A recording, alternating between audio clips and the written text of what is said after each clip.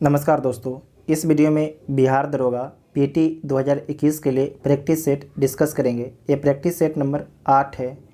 इसका पहले 7 practice set upload हो चुका है।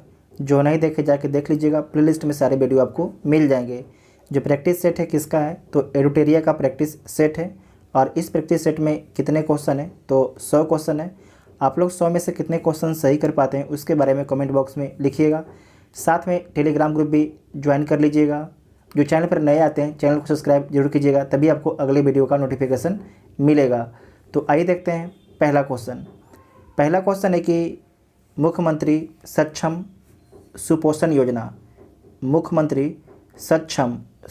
योजना की शुरुआत किस राज्य द्वारा किया गया है, तो उत्तर प्रदेश के द्वारा किया गया है। उत्तर प्रदेश के द्वारा मुख्यमंत्री सक्षम सुपोषण योजना की शुरुआत की गई है, तो सी इसका राइट आंसर हो जाएगा। नेक्स्ट है कि 100% ऑर्गेनिक घोषित होने वाला भारत का पहला केंद्र शासित प्रदेश कौन बना है, तो केंद्र शासित प्रदेश बोलेगा तो कौन हो जाएगा, लक्षद्वीप हो जाएगा। लक्षद्वीप। अगर राज्य बोलेगा कि भारत का पहला कौन सा राज्य है जो 100% ऑर्गेनिक घोषित हो चुका है, तो कौन है, सिक्किम में। सिक्किम के बारे में यूपीएससी भी पूछ चुका है, ठीक है। तो ए इसका राइट आंसर हो जाएगा। नेक्स्ट है कि विश्व धरोहर घोषित होने वाला भारत का 39वां स्थल कौन सा है, तो 39वां स्थल कौन है, रमप्पा मंदिर है। कौन है, रमप्पा मंदिर। और 40वां स्थान कौन है, धौलावीरा। तो बी इसका राइट आंसर हो जाएगा। बी इसका राइट आंसर हो जाएगा।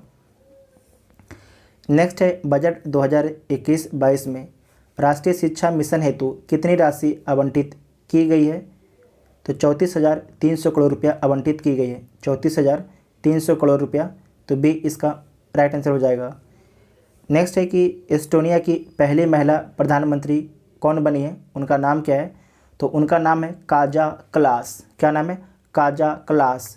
तो सी इसका राइट आंसर हो जाएगा। नेक्स्ट है कि भारत सरकार ने सूरज नहर की समस्या से निपटने हेतु कितनी सूत्री योजनाएं बनाई, तो कितनी सूत्री योजनाएं बनाई थी, 4 सूत्री योजनाएं बनाई थी। तो सी इसका राइट आंसर हो जाएगा। 4 सूत्री योजना में कौन कौन था, तो 4 पॉइंट था। पहला पॉइंट क्या था, तो कार्गो की प्राथमिकता तय करना। दूसरा, माल भाड़े की दर तय करना। तीसरा, बंदरगाहों से परामर्श करना। चौथा, मार्गों की रीरूटिंग से संबंधित फैसला। तो 4 सूत्रीय था, तो सी इसका राइट आंसर हो जाएगा। नेक्स्ट है कि भारत की अर्थव्यवस्था को $5 ट्रिलियन की अर्थव्यवस्था बनाने का लक्ष्य कब तक रखा गया है, तो 2025 तक। 2025 तक बोला गया है कि भारत की अर्थव्यवस्था को जो है $5 ट्रिलियन की अर्थव्यवस्था बनाना है। तो सी इसका उत्तर हो जाएगा। नेक्स्ट है कि विश्व पृथ्वी दिवस 2021 का थीम क्या है, तो इसका थीम है restore our earth. Restore our earth. तो बी इसका उत्तर हो जाएगा।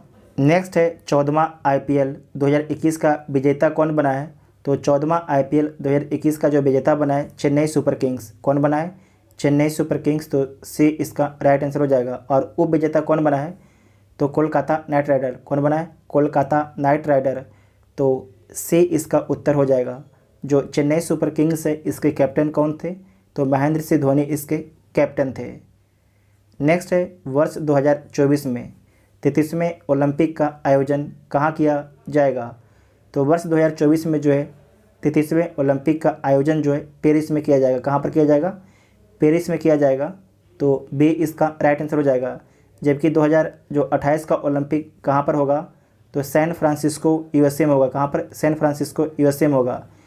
2032 का जो ओलंपिक है ये कहाँ पर होगा, ब्रिस्बेन ऑस्ट्रेलिया में होगा। तो बी इसका उत्तर हो जाएगा। नेक्स्ट है कि किस देश के वैज्ञानिकों ने हाल ही में पृथ्वी से बड़े एक सुपर अर्थ की खोज की है, तो किस देश के वैज्ञानिकों ने हाल ही में पृथ्वी से बड़े एक सुपर अर्थ की खोज की है, तो न्यूजीलैंड के वैज्ञानिकों ने बोला जा रहा है कि इस ग्रह पर जो है जीवन हो सकता है। नेक्स्ट है कि Steel Authority of India SAIL ने किस राज्य में गैस से एथेनॉल संयंत्र लगाने की घोषणा की है। किस राज्य में जो है गैस से एथेनॉल संयंत्र लगाने की घोषणा की है, तो महाराष्ट्र राज्य में। तो सी इसका उत्तर होगा। नेक्स्ट है कि महिला एवं बाल विकास मंत्रालय द्वारा किस माह को पोषण माह मनाने का निर्णय लिया गया है? तो सितंबर माह को जो है पोषण माह मनाने का निर्णय लिया गया है, तो बी इसका उत्तर हो जाएगा। नेक्स्ट है, हाल के दिनों में किस देश में मंकी बी वायरस का मामला सामने आया है? तो मंकी बी वायरस का जो मामला सामने आया है चीन में आया है, तो डी इसका उत्तर होगा। नेक्स्ट है कि पुस्तक इकोनॉमिस्ट गांधी के लेखक कौन है? तो जयतीर्थ राव हैं, जयतीर्थ राव, तो सी इसका उत्तर हो जाएगा। नेक्स्ट है कि किस राज्य सरकार द्वारा आकांक्षा पोर्टल शुरू किया गया है? तो आकांक्षा पोर्टल शुरू किया गया है कर्नाटक राज्य के द्वारा, कर्नाटक राज्य के द्वारा जो है आकांक्षा पोर्टल शुरू किया गया है, तो सी इसका उत्तर हो जाएगा। नेक्स्ट है कि स्वच्छ सर्वेक्षण रिपोर्ट 2021 के अनुसार सबसे स्वच्छ शहर कौन सा है? सबसे जो स्वच्छ शहर है वो कौन है? इंदौर है। इंदौर किस राज्य में स्थित है? तो मध्य प्रदेश में इंदौर स्थित है। इंदौर ने जो है लगातार 5वीं बार जो है स्वच्छ शहर का खिताब जीता है। नेक्स्ट है, बिमस्टेक सम्मेलन 2021 की अध्यक्षता किस देश ने की? बिमस्टेक, तो बिमस्टेक सम्मेलन 2021 की अध्यक्षता श्रीलंका के द्वारा किया गया, श्रीलंका के द्वारा किया गया, तो डी इसका राइट आंसर हो जाएगा। विश्व का पहला 6G उपग्रह का सफल प्रक्षेपण किस देश के द्वारा किया गया है? तो विश्व का पहला 6G उपग्रह का सफल प्रक्षेपण चीन के द्वारा किया गया है, तो सी इसका उत्तर हो जाएगा। नेक्स्ट है कि वर्तमान में राजस्थान के राज्यपाल निम्न में से कौन है? इसमें से जो है राजस्थान के राज्यपाल कौन है? तो जो राजस्थान के राज्यपाल है उनका नाम है कलराज मिश्र। क्या नाम है? कलराज मिश्र, तो बी इसका उत्तर हो जाएगा, बी इसका उत्तर हो जाएगा। और जो राजस्थान के सीएम कौन है? तो राजस्थान के सीएम है अशोक गहलोत। कौन है? अशोक गहलोत, तो बी इसका उत्तर हो जाएगा। नेक्स्ट है कि केंद्र सरकार ने सुभाष चंद्र बोस की जयंती को किस दिवस के रूप में मनाने की घोषणा की है? तो पराक्रम दिवस के रूप में मनाने की घोषणा की है, पराक्रम दिवस, और 23 जनवरी को, ठीक है, 23 जनवरी को, तो बी इसका उत्तर हो जाएगा। नेक्स्ट है कि एकल उपयोग वाले प्लास्टिक से मुक्त करने हेतु प्लास्टिक प्रीमियम लीग टूर्नामेंट का आयोजन कहाँ किया जा रहा है? तो कहाँ पर किया जा रहा है? ये किया जा रहा है आपके इंदौर में किया जा रहा है। कहाँ पर? इंदौर में किया जा रहा है, तो इसमें आंसर नहीं दिया गया है, तो डी इसका उत्तर हो जाएगा। इंदौर में जो है प्लास्टिक प्रीमियम लीग टूर्नामेंट का आयोजन किया जा रहा है, और इसके तहत जो है सबसे ज़्यादा प्लास्टिक एकत्र करने वाली टीम को जो है प्लास्टिक प्रीमियम लीग का अवार्ड दिया जाएगा, तो डी इसका उत्तर हो जाएगा, इनमें से कोई नहीं। नेक्स्ट है, K2 शिखर पर चढ़ने वाले दुनिया के सबसे युवा पर्वतारोही कौन बने हैं?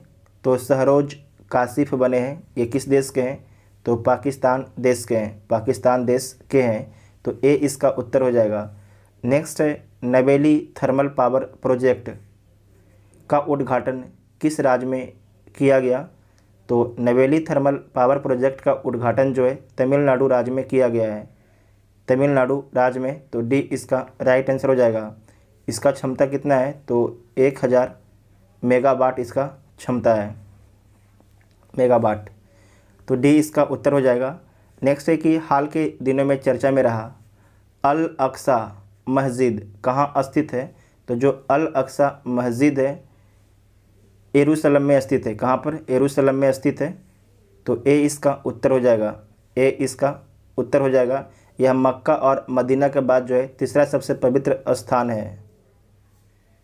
नेक्स्ट है कि नेक्स्ट मैथ है, तो आप लोग इसे सोल्व कर लीजिएगा, उसका उत्तर हम बता देते हैं। जो पहला है इसका उत्तर आएगा 20%, ए।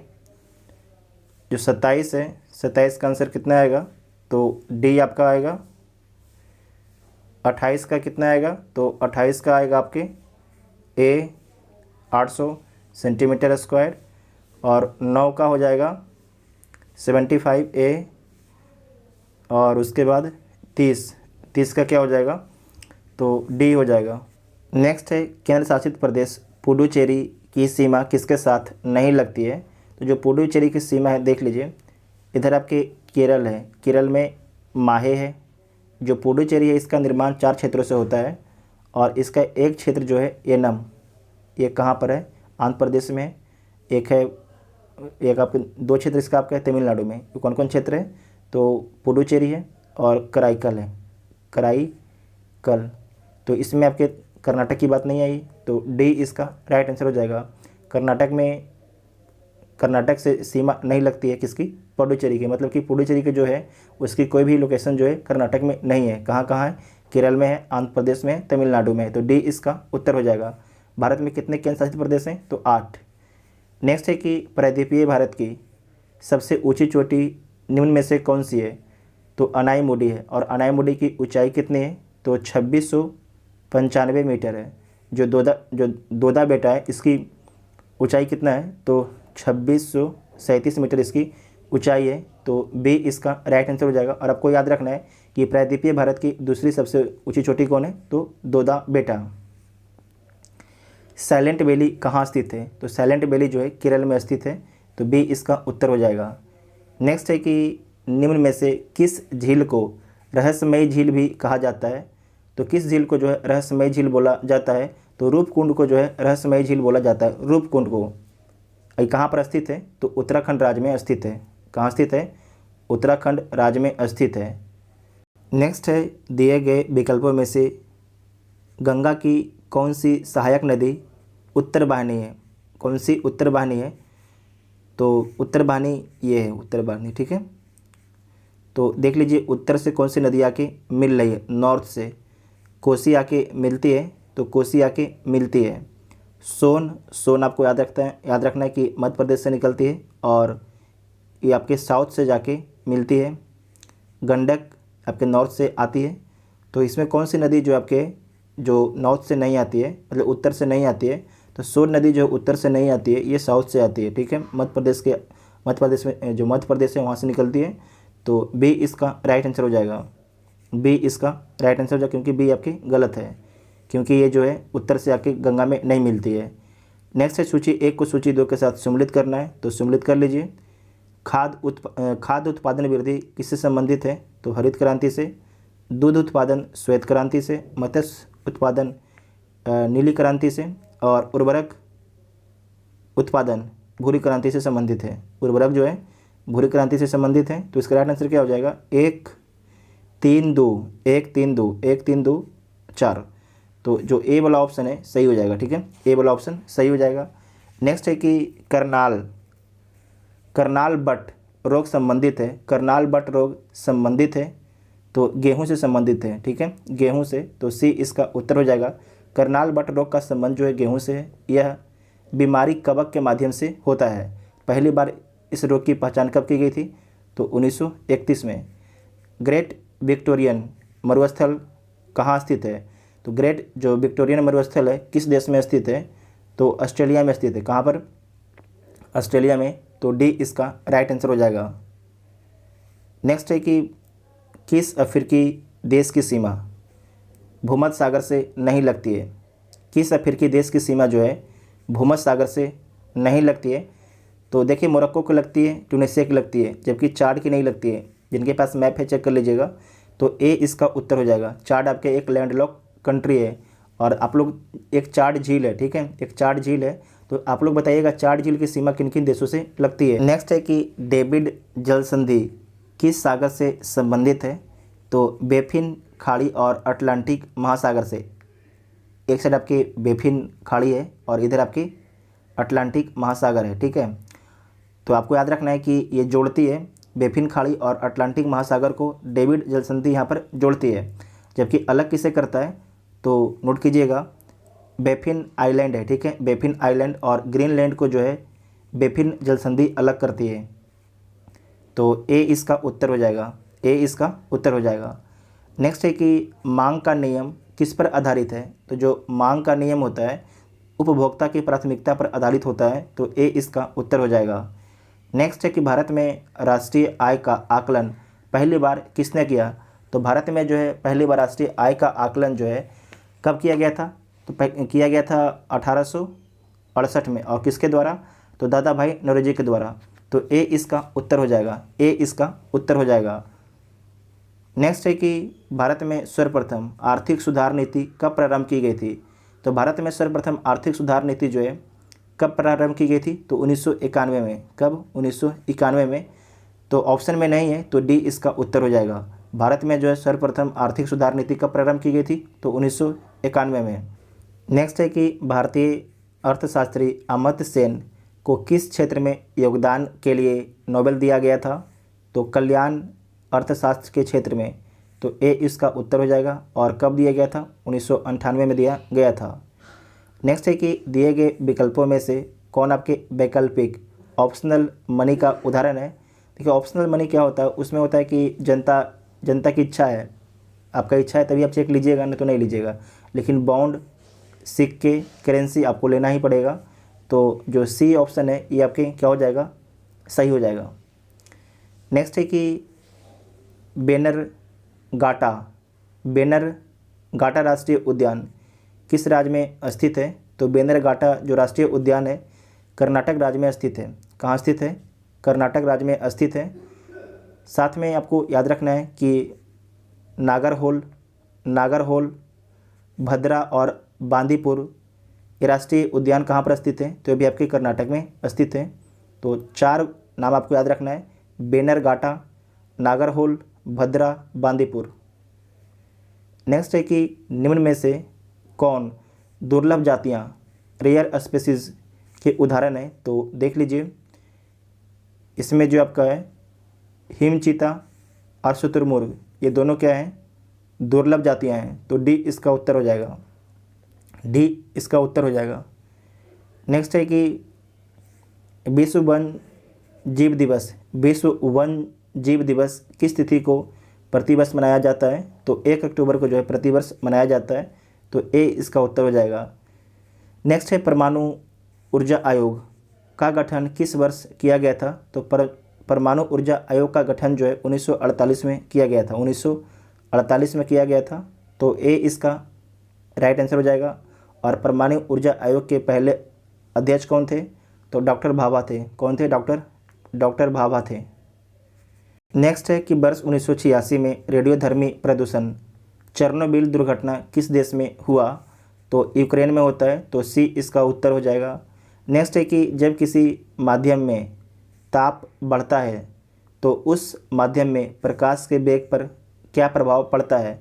तो प्रकाश के वेग पर कोई प्रभाव नहीं पड़ता है, अपरिवर्तित रहता है। तो सी इसका उत्तर हो जाएगा। सी इसका उत्तर हो जाएगा। नेक्स्ट है कि डायनमो वह यंत्र है जो निम्न ऊर्जा को परिवर्तित करता है। डायनमो जो है यांत्रिक ऊर्जा को जो है विद्युत ऊर्जा में बदलता है। तो ए इसका उत्तर हो जाएगा। नेक्स्ट है जब कोई वस्तु को पानी में डुबाई जाती है तो उसके भार में कमी निम्न में से किसके बराबर होता है? जब कोई वस्तु को पानी में डुबाई जाती है तो उसके भार में कमी निम्न में से किसके बराबर होता है? तो देख लीजिए, उसके द्वारा हटाए गए द्रव्य की मात्रा के बराबर। तो जो बी वाला ऑप्शन है ये सही हो जाएगा। नेक्स्ट है कि गतिज ऊर्जा का समीकरण निम्नलिखित में से कौन सा है?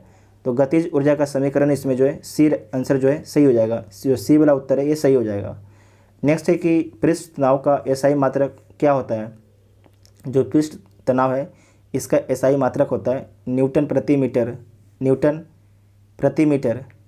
तो ए इसका उत्तर हो जाएगा। ए जो है इसका उत्तर हो जाएगा। नेक्स्ट है कि निम्नलिखित में से फास्फोरस का अयस्क नहीं है। तो ग्रेनाइट जो है फास्फोरस का अयस्क नहीं है, बाकी ये तीनों आपके जो है फास्फोरस का अयस्क है। तो ए जो आपका राइट आंसर हो जाएगा।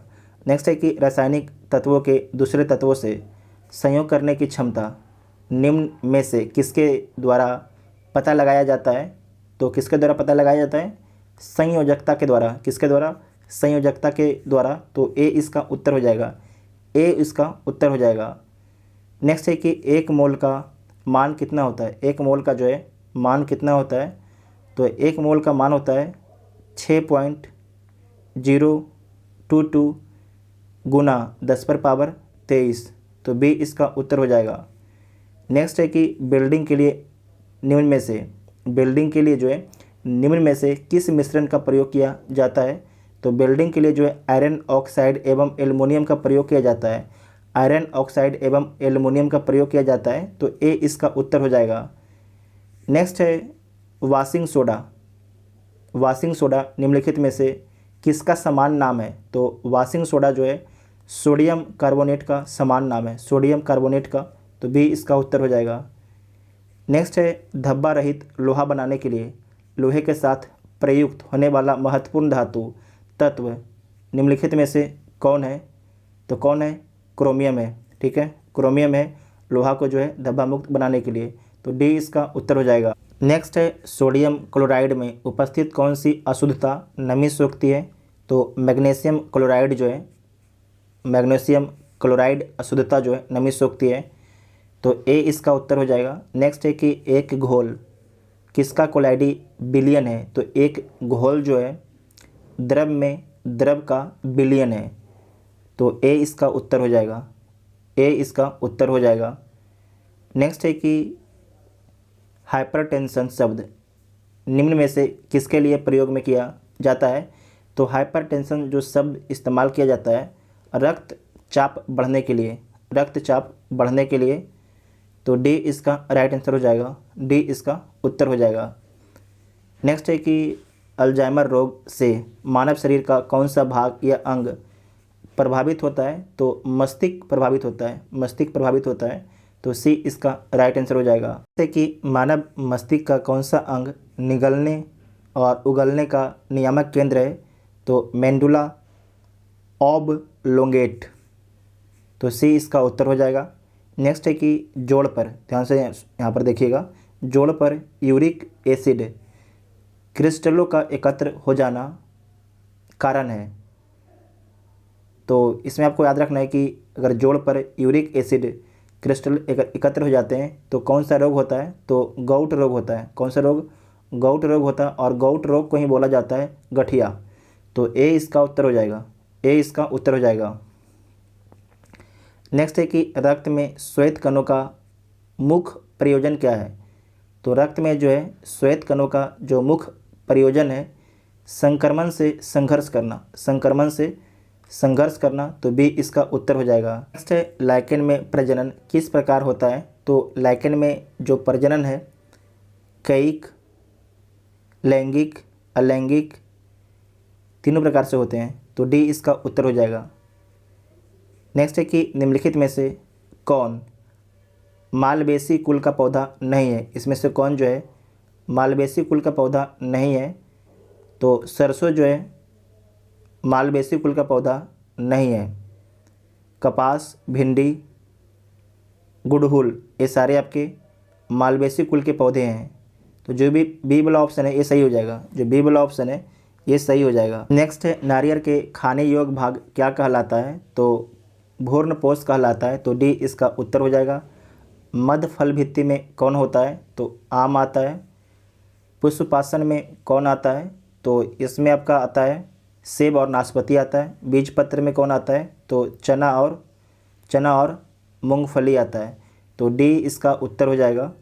नेक्स्ट है कि निम्नलिखित में से लोदी राजवंश का संस्थापक कौन था? तो बहलोल लोदी था, बहलोल लोदी, तो ए इसका उत्तर हो जाएगा। साथ में आपको याद रखना है कि जो आगरा शहर है इसकी स्थापना किसके द्वारा किया गया था? तो सिकंदर लोदी के द्वारा किया गया था, और कब किया गया था? तो 1504 में से, नोट कीजिएगा, पूछा जाता है। नेक्स्ट है कि दिल्ली के किस सुल्तान ने तुर्कान ए चहलगानी का गठन किया था? तो तुर्कान ए चहलगानी का गठन किया था इल्तुतमिश। कौन किया था? इल्तुतमिश। और इसे समाप्त कौन किया था? तो बलबन इसे समाप्त कर दिया था। नेक्स्ट है कि मध्ययुगीन महाकाव्य पद्मावत किसने लिखा था? तो लगातार चर्चा में रहता है, तो किसने लिखा था? तो मलिक मोहम्मद जैसी, मलिक मोहम्मद जैसी, तो सी इसका उत्तर हो जाएगा। नेक्स्ट है कि दिल्ली में हुमायूं का मकबरा किसने बनवाया था? तो दिल्ली में जो है हुमायूं का मकबरा बनवाया गया था हाजी बेगम के द्वारा। किसके द्वारा? हाजी बेगम के द्वारा बनवाया गया था। और आपको याद रखना है कि जो दिल्ली में हुमायूं का मकबरा है इसे 1993 में यूनेस्को की विश्व धरोहर स्थल 1993 में जो है यूनेस्को की विश्व धरोहर स्थल घोषित किया गया है। कब घोषित किया गया? 1993 में। नेक्स्ट है कि विजयनगर राजाओं ने निम्नलिखित में से किस देवता के नाम पर शासन किया? तो विरूपक्ष देवता के नाम पर शासन करता है, विरूपक्ष देवता के नाम पर, तो बी इसका राइट आंसर हो जाएगा। जो विजयनगर है, विजयनगर साम्राज्य, इसकी स्थापना कब की गई थी? तो 1336 में इसकी स्थापना की गई थी। किसके द्वारा? तो हरिहर प्रथम और बुक्का द्वारा इसकी स्थापना की गई थी। नेक्स्ट है विदेशी यात्री डायमेकस निम्नलिखित में से किसके दरबार में आया था? तो बिंदुसार के दरबार में आया था। जो डायमेकस है ये सीरिया के नरेश अंतियोकस का राजदूत था। तो सी इसका उत्तर हो जाएगा। नेक्स्ट है कि गुप्त काल में सर्वाधिक महत्वपूर्ण व्यापारिक केंद्र था, उज्जैन था। तो ए इसका उत्तर हो जाएगा। साथ में आपको याद रखना है कि गुप्त काल में जो है सर्वाधिक स्वर्ण सिक्के जारी किए गए और नगरों का क्रमिक पतन जो है गुप्त काल की मुख्य विशेषता है, इसे नोट कीजिएगा। नेक्स्ट है कि एलोरा का प्रसिद्ध कैलाश मंदिर का निर्माण किस शासक ने करवाया था? तो कृष्ण प्रथम ने करवाया था। कृष्ण प्रथम ने करवाया था। तो ए इसका उत्तर हो जाएगा। नेक्स्ट है कि भारत का व्यापारिक संबंध सबसे पहले किस यूरोपीय देश में स्थापित हुआ? तो पुर्तगाल से। किससे हुआ? पुर्तगाल से। तो ए इसका उत्तर हो जाएगा। वास्को डी गामा जो है कब पहुंचता है भारत में? तो 1498 में। और कहाँ पर पहुंचता है? कालीकट के बंदरगाह पर पहुंचता है। कालीकट के बंदरगाह पर पहुंचता है। तो ए इसका उत्तर हो जाएगा। नेक्स्ट है कि निम्नलिखित में से भारत का प्रथम वायसराय कौन था? भारत का प्रथम वायसराय कौन था? लॉर्ड कैनिंग था। लॉर्ड कैनिंग था। अगर आपसे पूछ देगा कि भारत का अंतिम गवर्नर जनरल कौन था?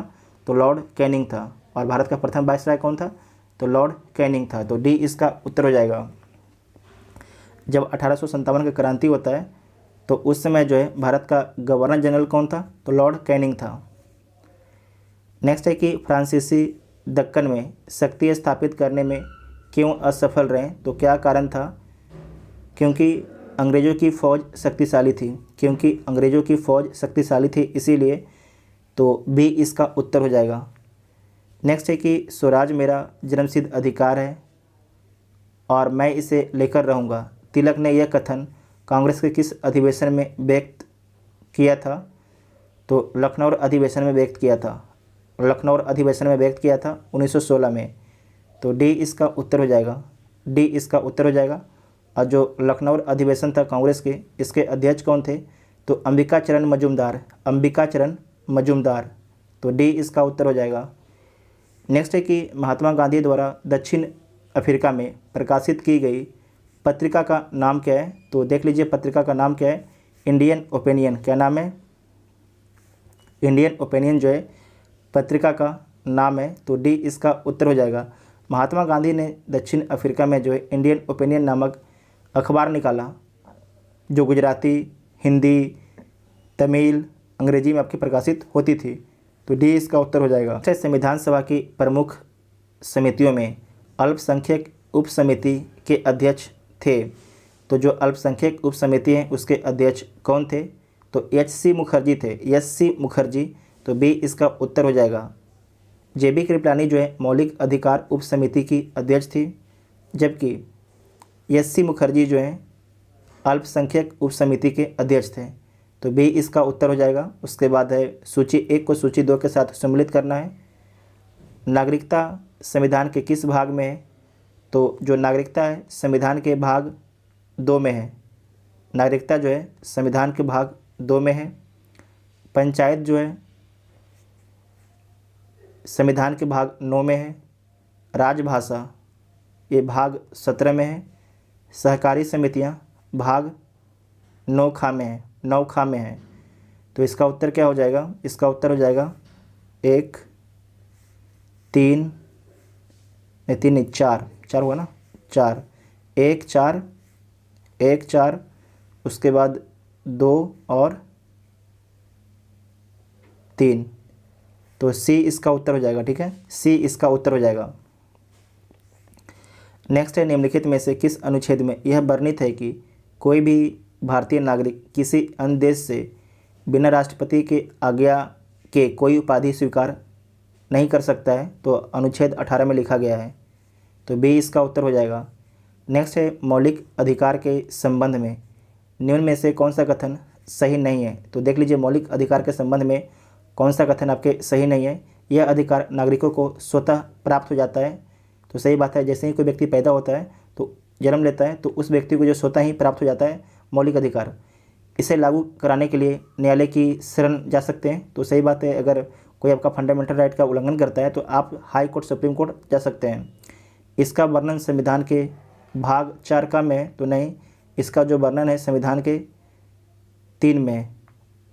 क्या है? संविधान के 3 में है। भाग 4 ए में क्या है? तो मौलिक कर्तव्य है। और सिर्फ भाग 4 में क्या रहेगा? तो डीपीएसपी है। और भाग 3 में क्या है?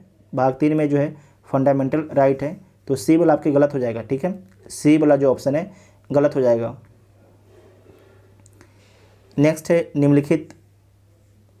निम्नलिखित में कौन सा विषय राज्य सूची के अंतर्गत नहीं है? इसमें से जो है कौन सा विषय राज्य सूची के अंतर्गत नहीं है? कारागार है, स्थानीय शासन भी है, लोक स्वास्थ्य भी है, समाचार आपके नहीं है। समाचार जो है राज्य सूची का विषय नहीं है। तो डी इसका उत्तर हो जाएगा, डी इसका उत्तर हो जाएगा।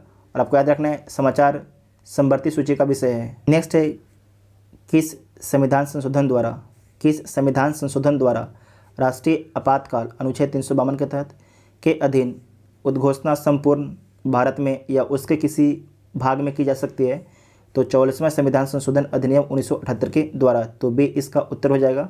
राष्ट्रीय आपातकाल 352 देख चुके हैं, राष्ट्रपति शासन 356, वित्तीय आपातकाल 360। नेक्स्ट है सरकारी उपक्रम समिति में कुल कितना सदस्य होते हैं? तो 22। कितने होते हैं? 22। तो बी इसका राइट आंसर हो जाएगा। इसमें 15 लोकसभा से, 7 आपके राज्यसभा से। नेक्स्ट है निम्नलिखित में से किस समिति के आधार पर पंचायती राज को संवैधानिक दर्जा प्रदान किया गया? तो एल.एम. सिंघवी समिति के आधार पर, सुझाव पर, एल.एम. सिंघवी समिति के सुझाव पर। तो सी इसका उत्तर हो जाएगा, सी इसका उत्तर हो जाएगा। जो एल.एम. सिंघवी समिति है इसका गठन कब किया गया था? तो 1986 में इसका गठन किया गया था। जो पंचायती राज को संवैधानिक मान्यता दिया गया है 73वां संविधान संशोधन अधिनियम 1993 के द्वारा। नेक्स्ट है वर्तमान में कुल कितने राज्य में विधान परिषद है? तो वर्तमान में जो है कुल 6 राज्यों में विधान परिषद है। कौन कौन राज्यों में है? लिख लीजिएगा आप लोग सभी लोग। उत्तर प्रदेश, बिहार, तेलंगाना, आंध्र प्रदेश, कर्नाटक, महाराष्ट्र, 6 राज्य में।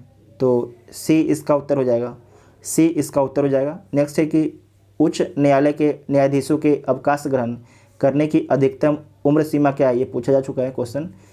उच्च न्यायालय, हाई कोर्ट के न्यायाधीशों के अवकाश ग्रहण करने की अधिकतम उम्र सीमा कितना है? तो 62 है। तो बी इसका उत्तर हो जाएगा। और सुप्रीम कोर्ट का कितना है? तो 65 है। नेक्स्ट है सर्वोच्च न्यायालय में प्रयुक्त होने वाली भाषा। सर्वोच्च न्यायालय में जो है कौन सी भाषा प्रयुक्त होती है? तो अंग्रेजी। तो बी इसका उत्तर हो जाएगा। नेक्स्ट है कि 1946, तो इसे डेट लिख लीजिएगा, पूछा जाता है कि 2 सितंबर 1946 में गठित अंतरिम सरकार में डॉक्टर राजेंद्र प्रसाद को जो है कौन सा मंत्रालय दिया गया था? तो कौन सा मंत्रालय दिया गया था? तो खाद्य एवं कृषि मंत्रालय दिया गया था राजेंद्र प्रसाद को। तो बी इसका उत्तर हो जाएगा। नेक्स्ट है कि सूची 1 को सूची 2 के साथ सम्मिलित करना है। तो सम्मिलित कर लीजिए। एक साइड आपके पुस्तक का नाम है और एक साइड आपके लेखक का नाम है। नेचुरल हिस्ट्री के जो राइटर हैं उनका नाम क्या है? प्लिनी है। और उसके बाद है इंटरनल इंडिया, किसके द्वारा लिखा गया है? तो इंदिरा गांधी के द्वारा लिखा गया है। इंदिरा गांधी के द्वारा। भारत भारती मैथिली शरण गुप्ता के द्वारा। हुमायूंनामा गुलबदन बेगम के द्वारा। तो इसका राइट आंसर क्या हो जाएगा? 4, 3, 2, 1। तो देख लीजिए 4, 3, 2, 1। तो डी इसका उत्तर हो जाएगा। नेक्स्ट है कि रग्बी फुटबॉल में खिलाड़ियों की संख्या होती है कितनी? तो जो रग्बी फुटबॉल होता है उसमें खिलाड़ियों की संख्या होती है 15। कितनी होती है? 15। जो खो खो होता है उसमें कितना होता है? 9 होता है। और पोलो में कितने खिलाड़ी होते हैं? तो 4 होते हैं। और क्रिकेट में कितने होते हैं? क्रिकेट हॉकी फुटबॉल में 11 खिलाड़ी होते हैं।